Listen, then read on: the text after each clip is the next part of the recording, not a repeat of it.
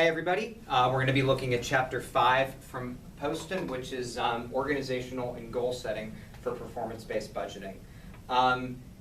This chapter I'm skipping around. I'm only jumping to the information on performance-based budgeting because that's the concept from it. You'll notice that there's a lot of text on these slides. This is more me taking big ideas from the book and breaking them down. So I'll go over what I think is kind of important, but this is a quick lecture, and I want it to be a quick lecture for that reason, because I really want to focus on ways that this can benefit you and ways that this can help you moving forward. So, we argue that you want to have accountability. That's why we do performance-based budgeting. We've been really going over that this entire time that we've looked at this chapter. This can also be, we want our systems to be effective. We want them to be efficient. And that's one of the other reasons why performance-based budgeting matters so much.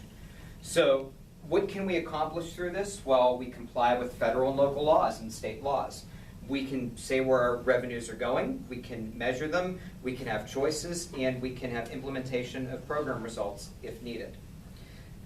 So I'm going to focus only on implementation of evaluation of program results, really because, the only way to actually measure program success is through this category, and that's only achieved through a performance-based budget. Therefore, this procedure, the evaluative procedure, is what's focused on for the remainder of the next chapters. We introduce it here. So performance-based budgeting is supposed to be rational.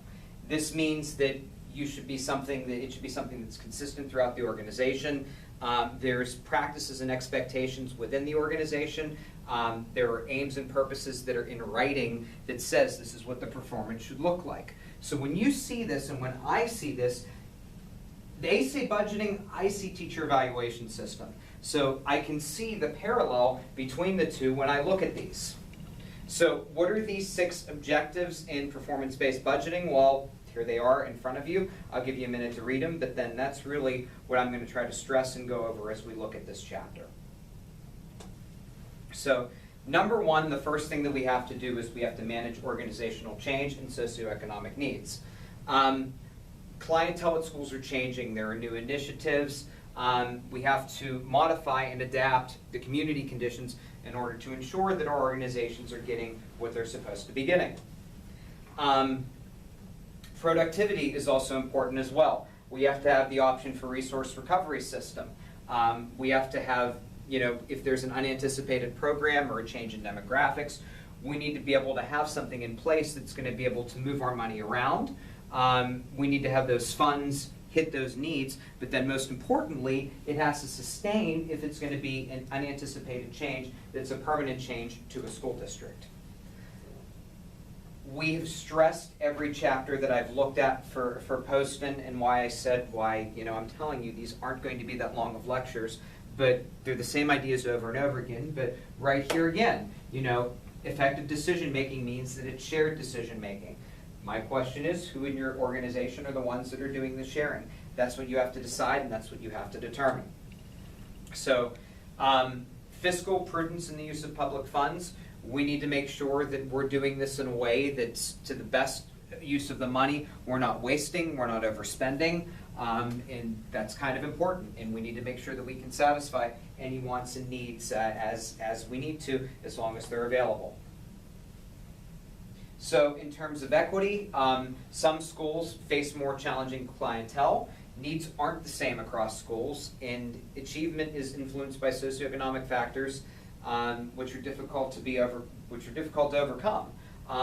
This is another reason why our textbook is saying we need to be doing site-based management. But once again, think of the challenges that are involved in this. Can this really be done? Is it feasible? Is it something that you see a district able to accomplish? So organizational resources on programs and services, crucial to pupil achievement. Everything that you do, the system has to be done to optimize proper learning, and it has to monitor appropriate results as needed.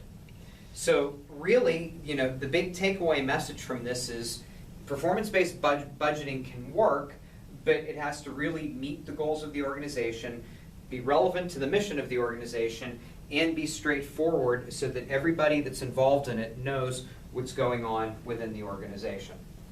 So that's it. The next chapter is extremely long. I'm already looking at the next chapter and I'm expecting I'm going to spend about 45 to 50 minutes on it. This one, no more than 10, if that. But if I wasn't using this book, Chapter 6 is the one I would go over. I think Chapter 6 is very important because it's the stakeholders and the people that are involved in budgeting. And if you're going to switch the system, you have to know how to interact with those people and what it means. So that's what we're going to focus on. So that's it for this chapter. Thank you.